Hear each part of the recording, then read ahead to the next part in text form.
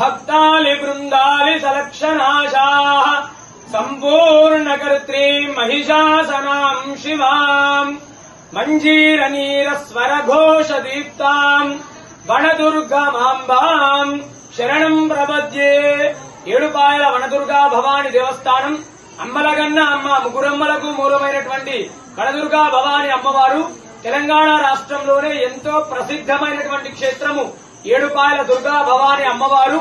మరి ఆషాఢ మాసాన్ని పురస్కరించుకొని 3వ ఆదివారం ఈ రోజు వనదుర్గా అమ్మవారికి విశేషంగా ఫలాలతో ఫలాంబరీ దేవిగా దర్శనమివ్వడం జరిగింది. భక్తులకు అలంకరించడం జరిగింది అమ్మవారిని.